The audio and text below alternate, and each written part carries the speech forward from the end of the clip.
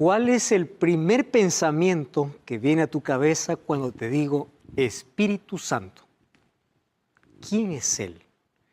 Algunos dicen que es una fuerza, una energía, es una sustancia, es un poder que toma posesión de las personas, que hace que personas puedan tener algunos dones o manifestaciones. Esa es su principal misión. ¿Quién es el Espíritu Santo? Bienvenido a Biblia Fácil. Hoy vamos a responder esta pregunta muy interesante. Ya hablamos acerca de Dios, de quién es Jesús y ahora quién es el Espíritu Santo. Hablamos del Padre, del Hijo. Hoy queremos hablar sobre el Espíritu Santo. Muy bien, ¿y estás preparado para el estudio de hoy? Como siempre te invito para que puedas tomar tu Biblia, porque es aquí con Biblia en mano que permitimos que Dios pueda hablar a nuestro corazón. Un grande abrazo para ti, en el país donde estés, en el lugar donde te encuentres, que Jesús pueda abrazarte, que el Espíritu Santo pueda llenar de paz y esperanza tu corazón y que hoy la palabra de Dios pueda traer fortaleza para nuestra vida. Vamos a orar. Querido Dios, estamos listos para abrir tu palabra y hoy queremos que tu presencia pueda manifestarse a través de tu Santo Espíritu. Podamos encontrar consuelo, vida, fortaleza, que el Espíritu Santo sea nuestro guía, sea quien nos enseñe qué cosa es lo que tenemos que aprender acerca de Él mismo. Danos tu bendición, abraza fuertemente a esa persona que está viendo este programa a través de la TV, de YouTube, de Facebook, de cualquier otra red social. Permite que tu presencia pueda estar con esa persona, cura sus heridas, tú conoces sus necesidades y hoy podamos tener lindas promesas para nuestra vida. En el nombre de Jesús. Amén. Para poder hablar sobre este tema, hoy primero, tengo que ofrecerte para ti un regalo lindo.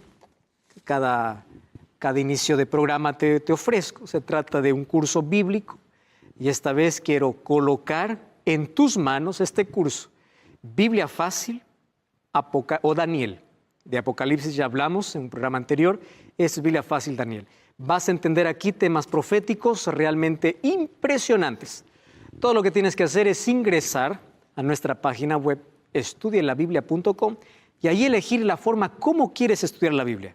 Puedes estudiar por WhatsApp, puedes recibir el curso digital, puedes recibir el curso en físico, pero ingresa a estudielabiblia.com. Hoy tengo una pregunta muy interesante y esa pregunta lo hizo Yanela. Quiero que juntos podamos ver esta pregunta. Hola, mi nombre es Gianela y hace mucho tiempo que tengo ganas de conversar con una amiga acerca de algunos temas bíblicos. Ella es creyente pero de otra religión y tratamos de no tocar o de evadir ciertos temas para no arruinar esta amistad linda que tenemos. Pero sé que mi deber como cristiana es contarle la verdad al mundo. Así que uno de esos temas polémicos que quería hablar con ella era el Espíritu Santo. ¿Por qué? Por lo que una vez habíamos charlado, ella me había contado que en su religión se predica que el Espíritu Santo se manifiesta en las personas a través del don de lenguas y de milagros. Y también le habían dicho que la fe que yo profeso no es la verdadera porque no tenemos ese tipo de manifestaciones externas en los cultos. Entonces, me gustaría poder charlar con ella sobre este tema, sin embargo, no me siento preparada para poder fundamentárselo con pasajes o citas bíblicas a este tema tan importante como es la manifestación del Espíritu Santo en las personas. La pregunta que hace Yanela realmente es importantísima. ¿Cómo poder abordar un tema tan interesante como este para personas que piensan que el Espíritu Santo hoy hace grandes manifestaciones de milagros y don de lenguas? Hoy vamos a hablar sobre ese tema. Antes yo quiero llevarte al año de 1849. Allá en un pueblito de Barnsley, en Inglaterra, está sentado un joven en una biblioteca. A 100 kilómetros de él está su madre, que es cristiana. Ella se arrodilla en ese exacto momento cuando su hijo está entrando a la biblioteca del padre y hace una oración por su hijo, para que Dios pueda tocar su corazón. ¿Sabes qué cosa sucedió? Él sintió una fuerte impresión de que Dios le estaba llamando. Y años más tarde, después de su conversión, él fue uno de los primeros misioneros que fue a la China. ¿Qué te parece? ¿Quién fue aquel que tocó el corazón de esa persona? ¿Quién fue aquel que despertó ese interés de poder conocer más de Dios? El Espíritu Santo. Y ese hombre se llamaba Hudson Taylor, un grande misionero que gracias a su trabajo, muchísimos en China conocieron acerca de Jesús. Esa es la principal obra del Espíritu Santo. Hacer no un trabajo asombroso, espectacular a la vista de todos, hacer un trabajo silencioso en el corazón de las personas. Cuando yo te pregunto quién es el Espíritu Santo, ¿cuál es la respuesta que tú podrías dar? ¿Tú sabías que el Espíritu Santo aparece en la primera y en la última página de la Biblia? Acompáñame. El libro de Génesis capítulo 2, o el capítulo 1, versículo 2, dice lo siguiente. Y la tierra estaba desordenada y vacía, y las tinieblas estaban sobre la faz del abismo, y el Espíritu de Dios se movía sobre la faz de las aguas. ¿Qué cosa está haciendo aquí el Espíritu Santo? Está participando en la creación. ¡Wow! ¡Qué impresionante! Primera página de la Biblia. Vamos a la última página de la Biblia. Apocalipsis capítulo 22, versículo 17. La Biblia está finalizando y dice así. El Espíritu y la esposa dicen ven, y el que oye diga ven, y el que tiene sed venga, y el que quiera tome del agua de vida gratuitamente. El Espíritu aparece al comenzar la Biblia y aparece al terminar la Biblia. Ahora te das cuenta la importancia de poder conocer más acerca de quién es el Espíritu Santo. ¿Por qué es importante que podamos dedicar un tema específicamente para hablar sobre él?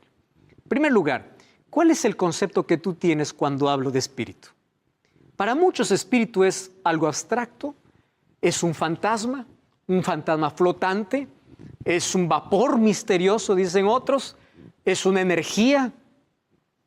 ¿Cuál es el concepto que tienes acerca del Espíritu Santo? ¿Tú sabías que el Espíritu Santo no es nada de lo que la gente piensa? El Espíritu Santo es una persona.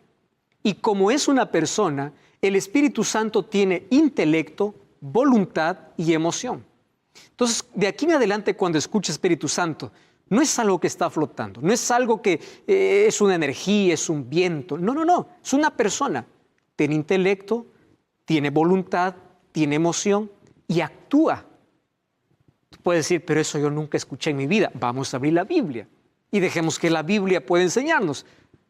No me creas a lo que yo pueda decirte si no tiene un sustento bíblico. Mira lo que se dice acerca del Espíritu Santo. En primer lugar, el Espíritu Santo oye, habla, decide, corrige, convence, intercede, guía, ama, consuela, se entristece, se ofende. Es decir, este es un trabajo que hace una persona. Una energía no tiene sentimientos. Una energía no se entristece, no se ofende, no habla, no decide. Esto es una persona. Y fíjate lo que dice, Efesios 4:30. No contristéis al Espíritu Santo, con el cual ustedes fueron sellados. ¿Te das cuenta que aquí el Espíritu Santo se entristece? Tiene sentimientos. Número 2, Hebreos o Hechos 16:6.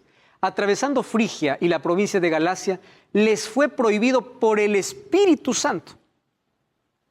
Ahora, qué interesante.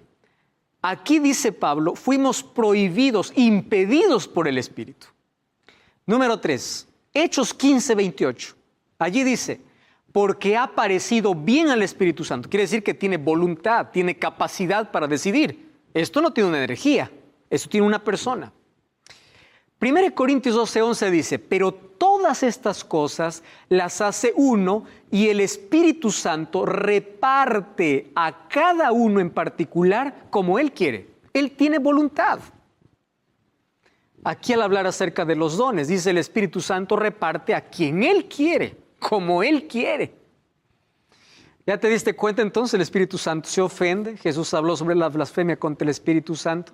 El Espíritu Santo guía, abraza, ama. Entonces el Espíritu Santo primero es una persona. Número 2 es Dios. así como el Padre y así como el Hijo, como ya vimos en los programas anteriores. ¿Qué cosa es lo que Jesús habló acerca del Espíritu Santo? Vamos entonces al libro de Juan capítulo 14. Abre tu Biblia. Juan capítulo 14. Siempre, cuando nosotros abrimos Juan 14, recordamos la promesa que Jesús hizo: no se turbe vuestro corazón. Pero tú sabes que la promesa de su venida está acompañada de otra promesa. Y es que antes de su segunda venida tendría que venir el Espíritu Santo. Es decir, la segunda venida no ocurriría sin que primero descienda el Espíritu Santo. Y esa era la promesa que los discípulos tenían que esperar. Vamos a Juan capítulo 14, versículo 16. Dice así: y yo rogaré al Padre y os dará otro consolador para que esté con vosotros para siempre. El Espíritu de verdad, al cual el mundo no puede recibir porque no le ve ni le conoce, pero vosotros le conocéis porque mora con vosotros y estará con vosotros. En el primer tema de esta temporada te hablé de la importancia de poder profundizarse en la Biblia. Entonces aquí vamos a analizar las palabras de Jesús. Jesús dice: yo rogaré al Padre, os dará otro consolador. Hay dos palabras que me llaman la atención. La palabra otro. ¿Qué significa otro? Para mí otro es otro, ¿verdad? Aquí tengo un televisor, aquí tengo otro televisor. No importa si es más grande, si es más pequeño, televisor es televisor. Aquí tengo un florero, aquí tengo otro florero. Y la otra palabra es la palabra consolador. ¿Por qué Jesús dijo que el Espíritu Santo sería un consolador? Vamos a comenzar definiendo entonces la segunda palabra. Consolador en el griego es la palabra parakletos. Y parakletos significa confortador, auxiliador o aquel que está al lado de alguien para protegerlo. Qué linda palabra, ¿verdad? El que consuela, el que protege, el que conforta y el que auxilia. Esta palabra en sí vino de un término militar griego. ¿Qué sucedía? Parakletos era la manera como peleaban los griegos. Quiere decir, los soldados se juntaban de dos y cada uno cubría sus espaldas. Vamos a imaginar que yo estoy en batalla, otro soldado se colocaba a mis espaldas y él me protegía las espaldas mientras que yo protegía la de mi compañero. Eso significaba parakletos, aquel que estaba siempre al lado de, para protegerlo, para guiarlo. Pero Jesús aquí explica en primer lugar que aquel que vendría para proteger, para guiar, no sería una fuerza humana, una energía divina, sino sería Dios, Dios Espíritu Santo. ¿Y cómo sé yo eso? Para eso nosotros tenemos que definir la palabra otro. La palabra otro en el griego aparecen como dos palabras diferentes. Un otro es la palabra heteros y la otra palabra que significa otro es la palabra halos. Cuando yo digo heteros significa otro diferente. Por ejemplo, aquí tengo una revista y aquí tengo otra revista. Esto significaría heteros. ¿Por qué heteros? Porque este tiene una capa diferente a esta. Tiene un contenido diferente a esta revista. Quiere decir, es una revista y otra revista, pero son revistas totalmente diferentes. Pero la segunda palabra y la palabra que Jesús usó no es la palabra heteros, es la palabra halos. Y aquí tengo un ejemplo muy práctico. Mira estos dos adornos que yo tengo aquí. Los dos tienen el mismo tamaño, la misma forma, fabricados en el mismo lugar, el mismo color, es lo mismo. Es uno y otro, pero no son parecidos, son lo mismo. La palabra que Jesús usó para referirse al Espíritu Santo es la palabra halos, que significa otro igual. ¿Igual a quién? A Él. ¿Y quién era Jesús? Jesús es Dios. El Espíritu Santo, entonces, ¿quién sería? Otro igual, es decir, otro Dios. El Padre es Dios, Jesús es Dios, el Espíritu Santo es Dios. ¿Te quedó claro? Al momento de traducir para los otros idiomas, hay algunas palabras que pierden su significado original.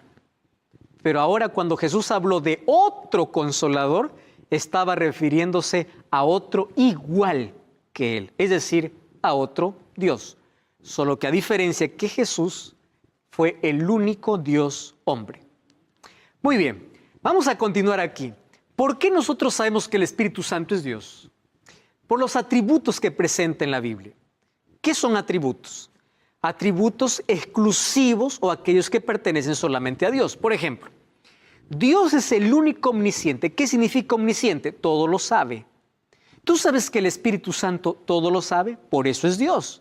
Mira lo que dice 1 Corintios 2, 10 y 11. Dice así: porque el Espíritu todo lo escudriña, aún lo profundo de Dios. Si todo lo sabe, Él es omnisciente. Es omnipotente. Romanos 15, 19 dice: con potencia de señales y prodigios, en el poder del Espíritu de Dios, de manera que desde Jerusalén y los alrededores hasta Ilírico, todo se ha llenado del Evangelio de Cristo. Con potencia de señales. ¿Qué cosa tiene el Espíritu Santo? Poder. Él es omnipresente. Cuando David escribió Salmo 139, dice: ¿a dónde huiré de tu Espíritu? ¿Dónde me esconderé? Quiere decir que el Espíritu Santo está en todo lugar. Entonces, si el Espíritu Santo es omnisciente, es omnipotente y es omnipresente, con seguridad que el Espíritu Santo es Dios. ¿Quieres una evidencia más? Hechos capítulo 5, versículo 3 y 4. Mira lo que dice el apóstol Pedro. Y dijo Pedro: Ananías, ¿por qué llenó Satanás tu corazón para que mintieses al Espíritu Santo y sustrajeses del precio de la heredad? Reteniéndola no se te quedaba a ti, y vendida no estaba en tu poder. ¿Por qué pusiste en tu corazón? No has mentido a los hombres, sino a Dios. ¿Cómo llama entonces Pedro al Espíritu Santo? Dios, porque el Espíritu Santo es Dios. Entonces ahora tú puedes tener ya la idea completa. Dios es uno, es una unidad. ¿Recuerdas el programa donde hablamos acerca de qué significa Dios uno es?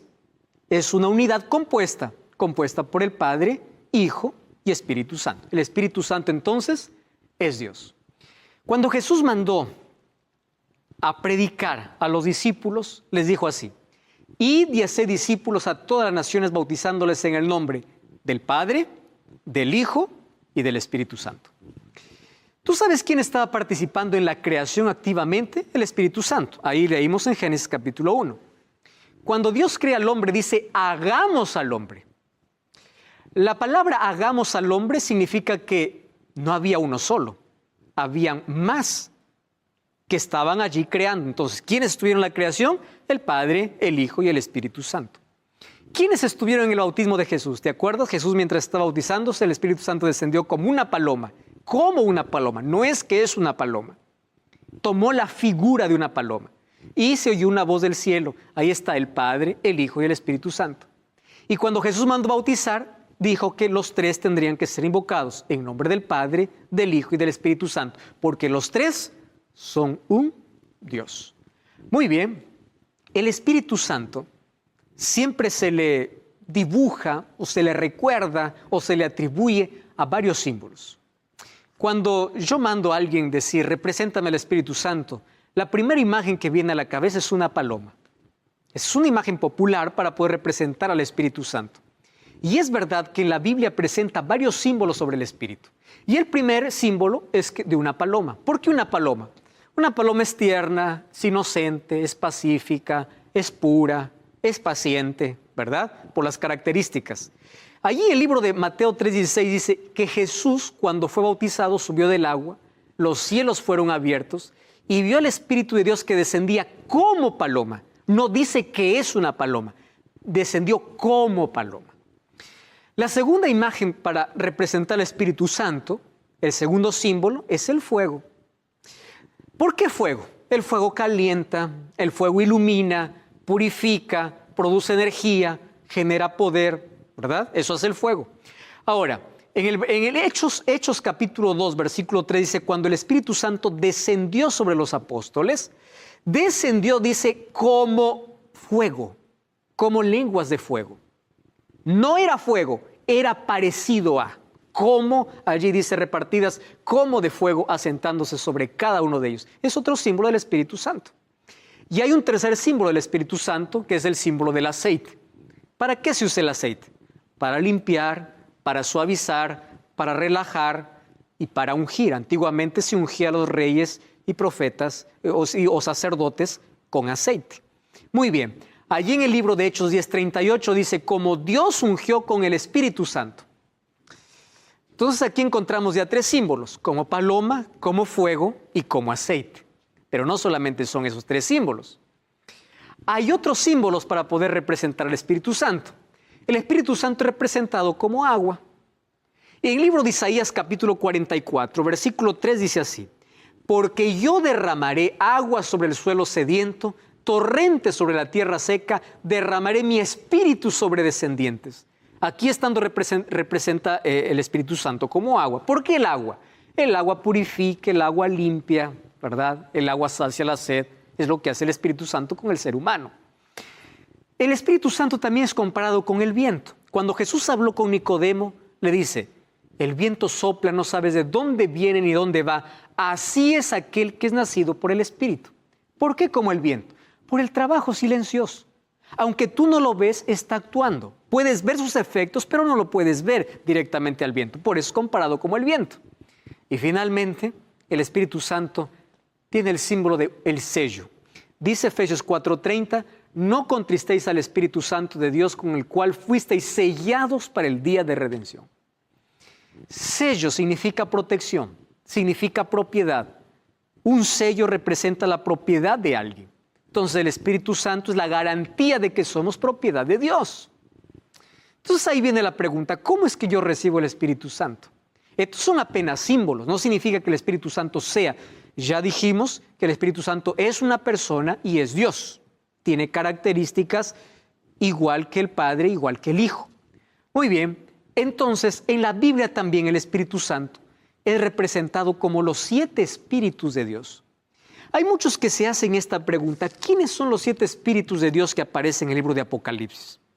En una escena de adoración, el capítulo 4 y capítulo 5, aparece muchas veces esta expresión.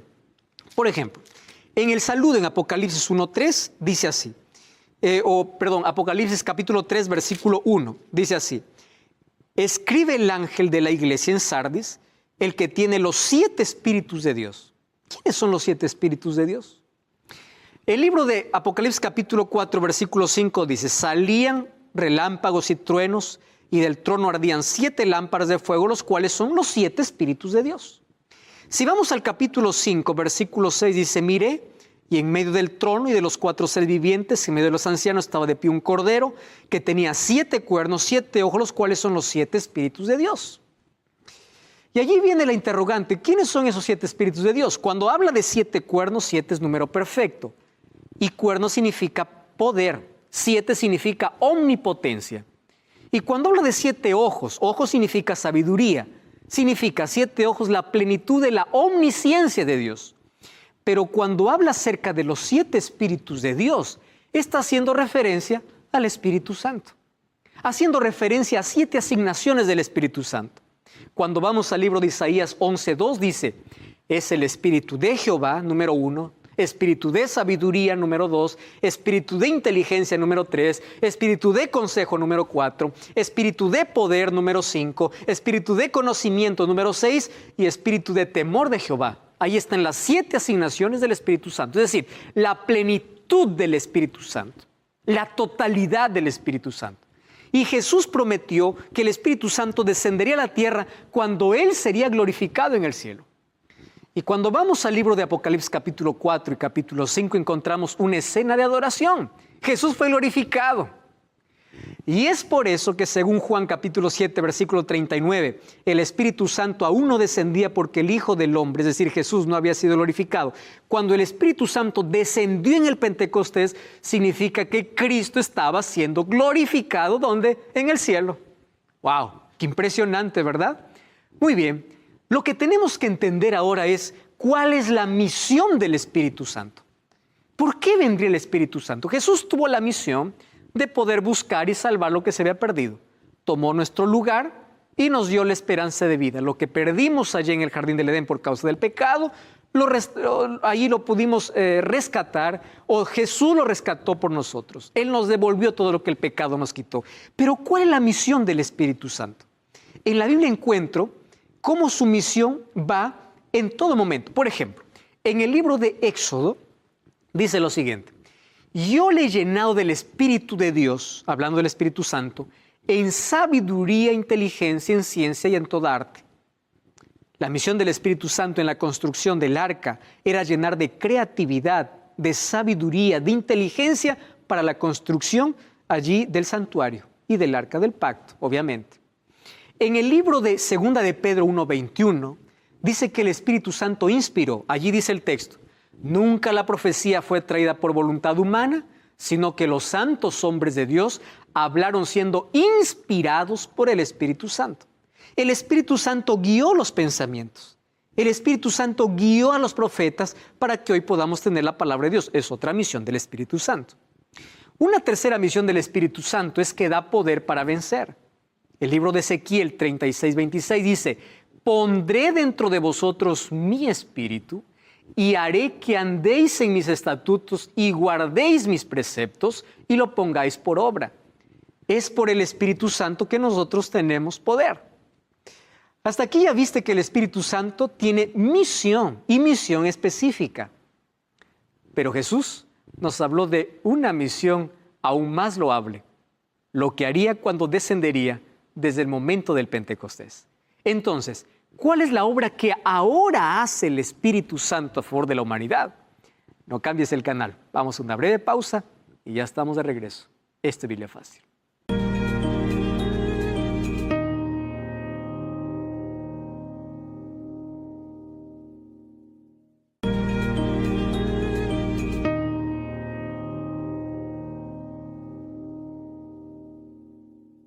Estamos de regreso, esto es Biblia Fácil, hoy hablando acerca sobre la obra, la misión y quién es el Espíritu Santo.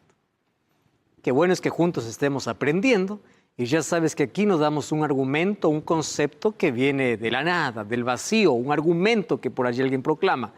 Es la palabra de Dios que nos enseña. Por eso tú puedes anotar los textos, verificar, leer juntos. Este es un programa de estudio de la Biblia.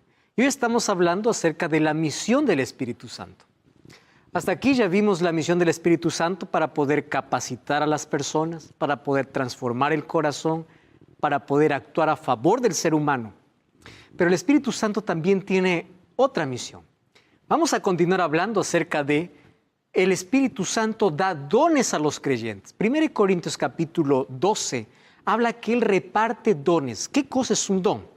Vamos a hablar eso en una próxima lección. ¿Cuáles son los dones y talentos dados por el Espíritu Santo?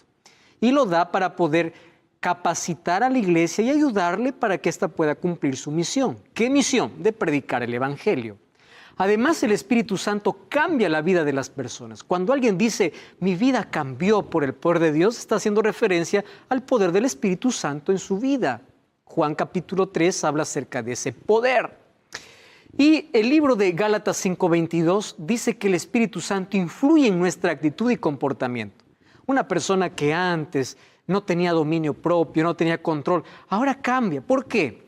El Espíritu Santo produce en nuestro corazón un fruto que se llama el fruto del Espíritu.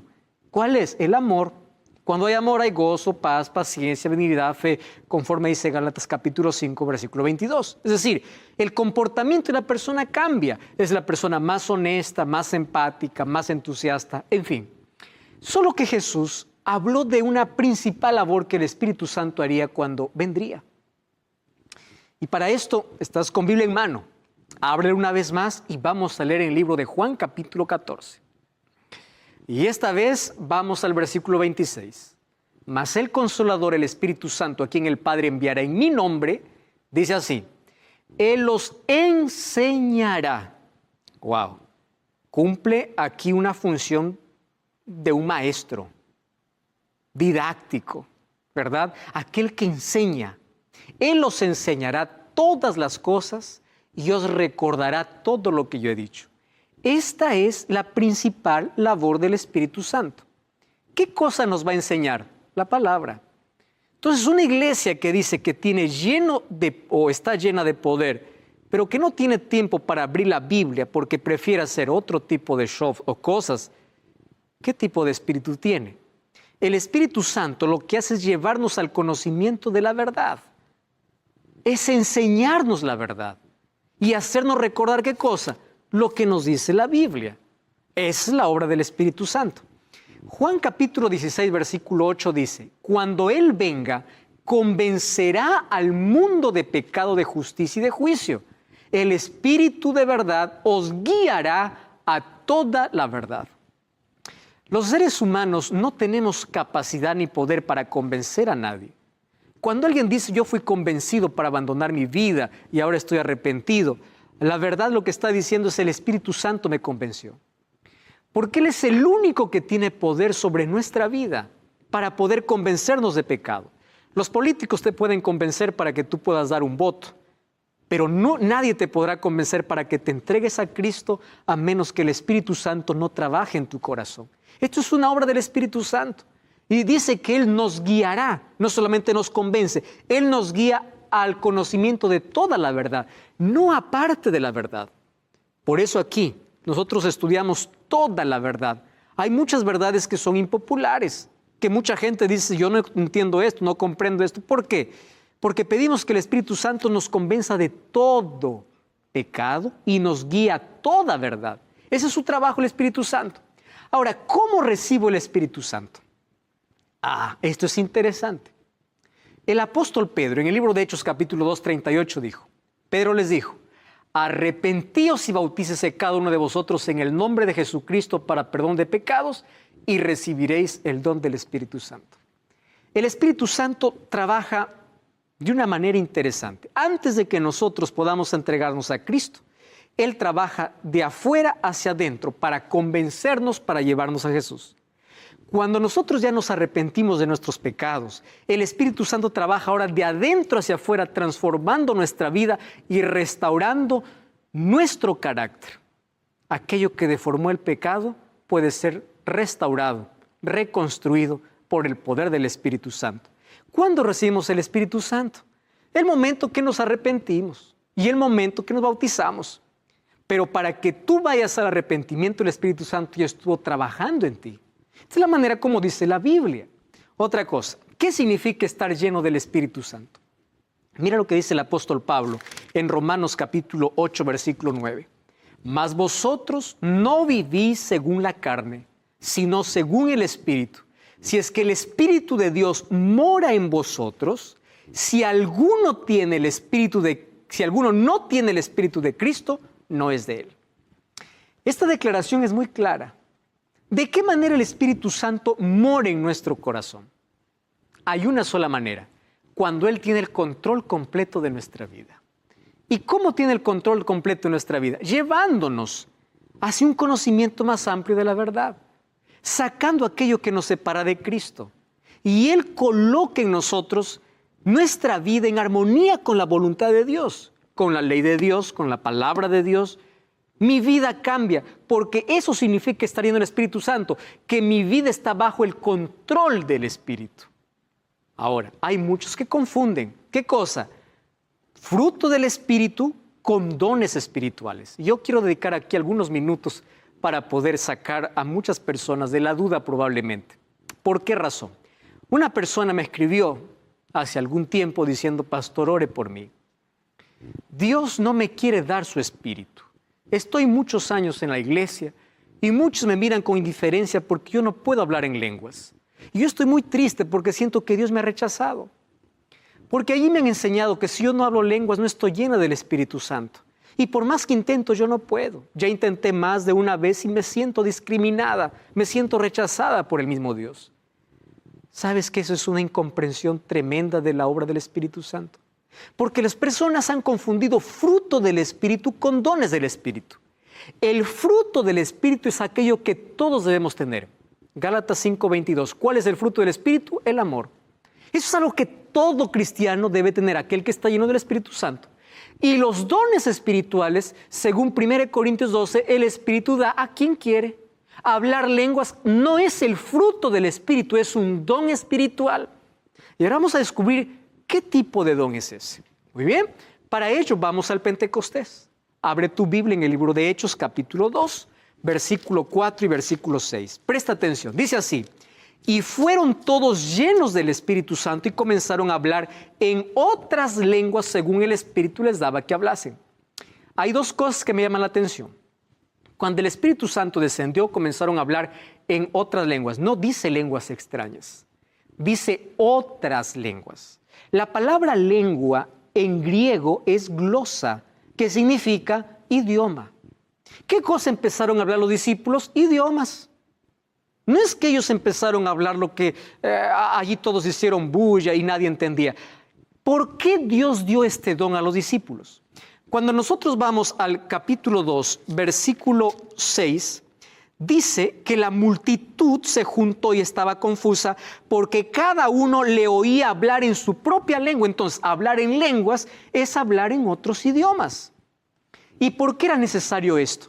Porque ahí estaban reunidas personas de 14 países diferentes. Tú puedes ver allí versículo 8 y versículo 9. Y el versículo 8 dice: ¿cómo nosotros les oímos hablar en nuestra lengua?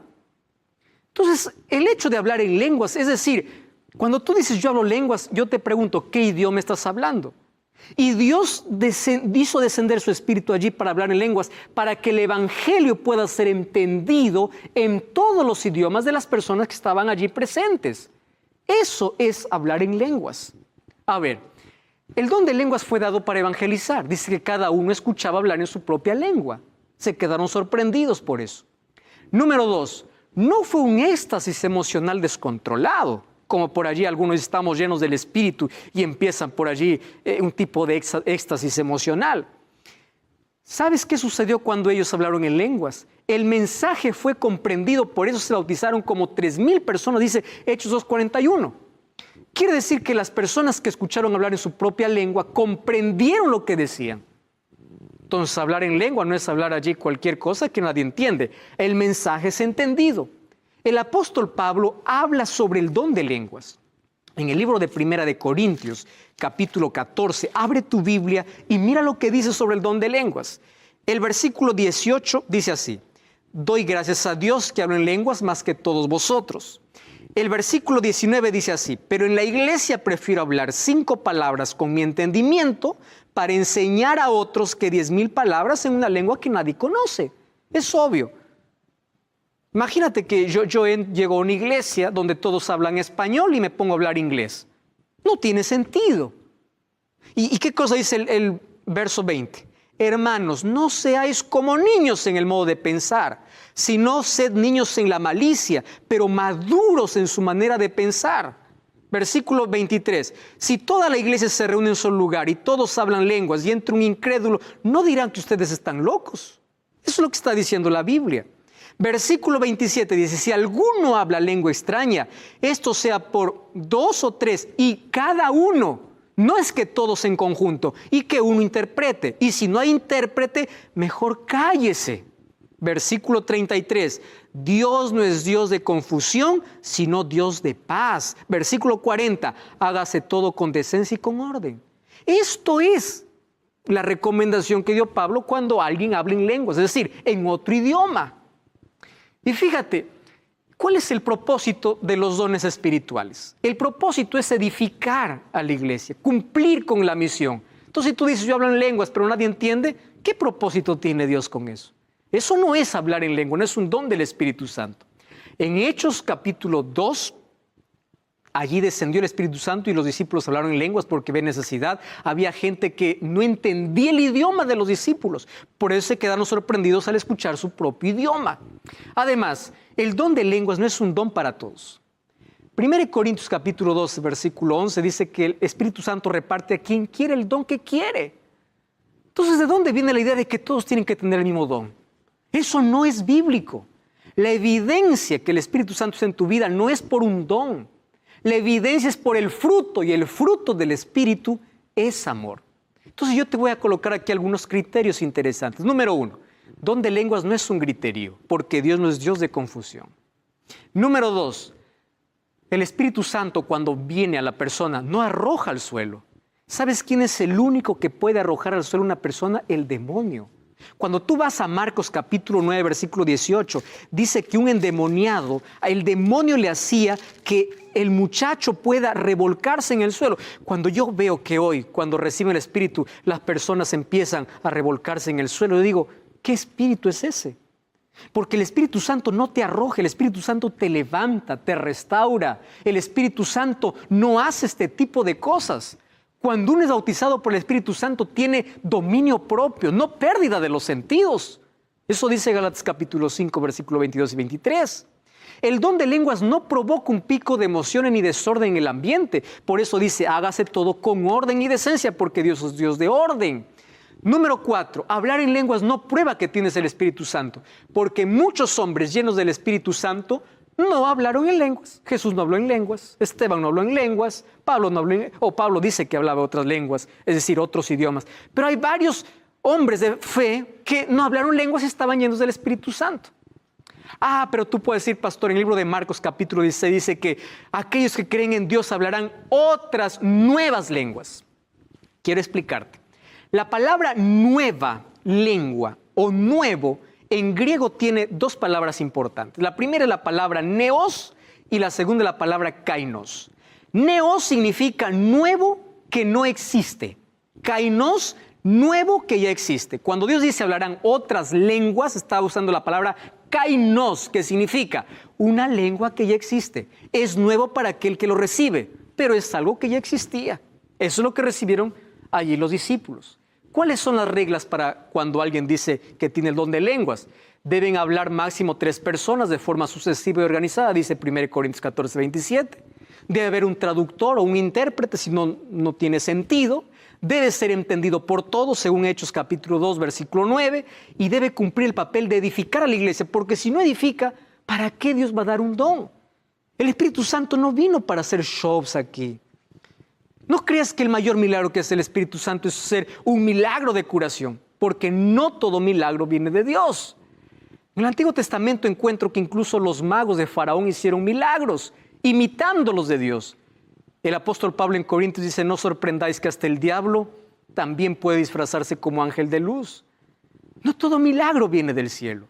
Entonces, por favor, ¿realmente es don de lenguas aquello que hoy llaman don de lenguas? ¿Realmente son milagros que vienen del cielo lo que hoy se ve? Préstame atención ahora. ¿Cómo apareció esto de las lenguas y de confusión en muchas iglesias? Un culto evangélico pentecostal tuvo origen en los inicios del siglo XX, en la calle de la ciudad de Los Ángeles llamada Azusa. Allí William Seymour comenzó con un reavivamiento espiritual. Los creyentes afirmaban ser movidos por el Espíritu Santo y les permitía hablar lenguas desconocidas y obrar curaciones y milagros.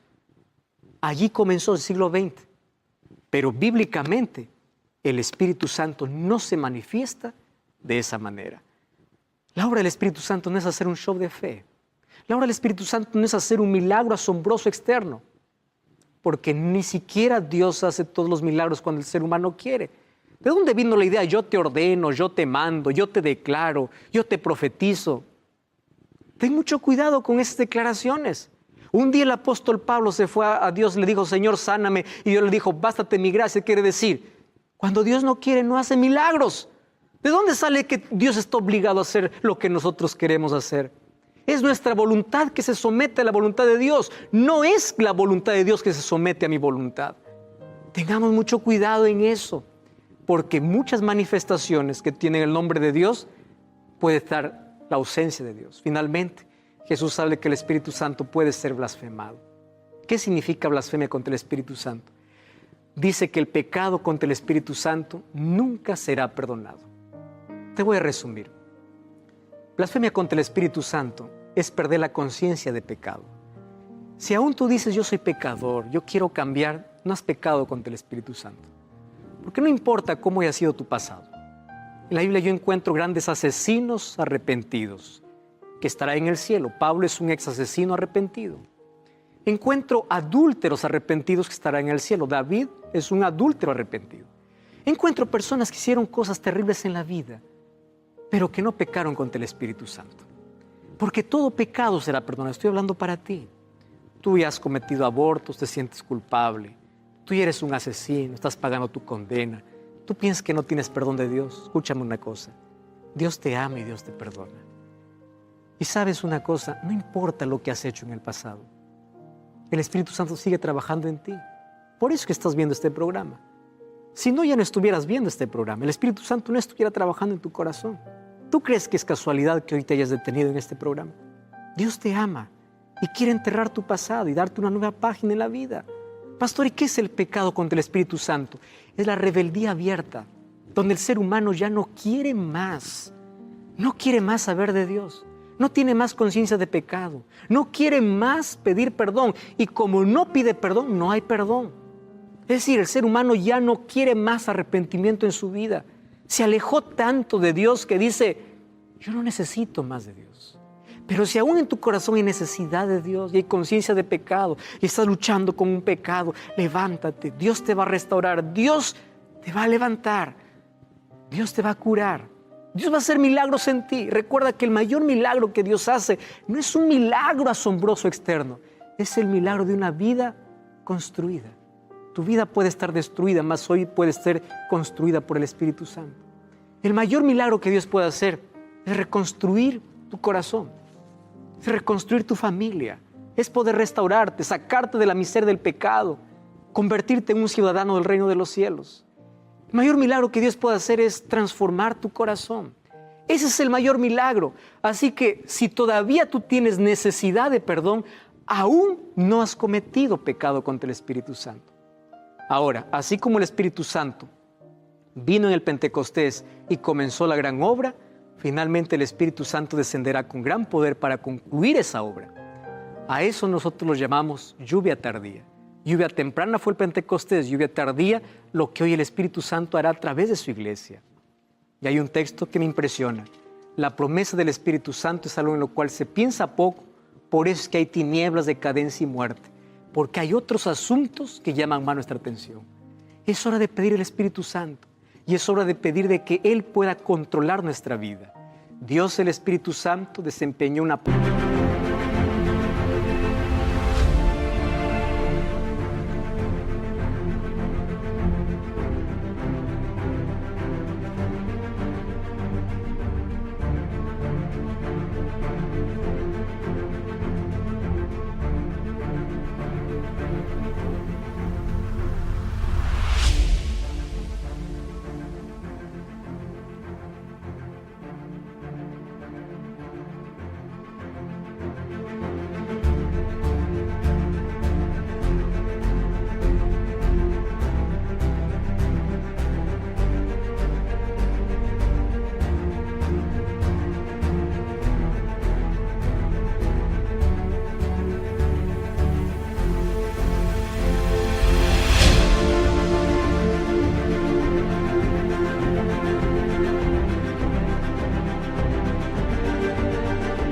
parte activa en la creación, encarnación y redención. Inspiró a los escritores, atrae, convence y transforma.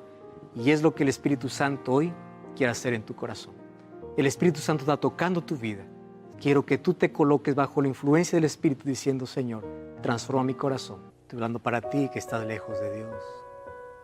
Momento de recomenzar. El Espíritu Santo está trabajando en tu corazón. Hace mucho tiempo que vienes llamando a tu vida. Estás postergando una decisión y hoy dices, yo quiero volver a los brazos del Padre. Yo quiero nacer de nuevo a través del bautismo. Puedes tomar esa decisión. Escribe aquí en un comentario. Entra en contacto con nosotros. Queremos orar por ti. Pero por favor, no rechaces la voz del Espíritu. Su trabajo es convencerte de pecado. Porque si el Espíritu Santo no puede convencerte de pecado, nadie más lo podrá hacer en este mundo. Cada vez que tú rechazas una invitación de Dios por parte de alguien, no estás rechazando un predicador, no estás rechazando un pastor, estás rechazando al Espíritu. Porque el trabajo del Espíritu es abrirte la puerta de oportunidad de salvación. El trabajo del Espíritu es convencerte de pecado y llevarte a Cristo. El trabajo del Espíritu es que un día tú puedas estar disfrutando de la eternidad al lado de Cristo. ¿Aceptas el llamado de Dios? ¿Quieres que el Espíritu Santo tome el control de tu vida?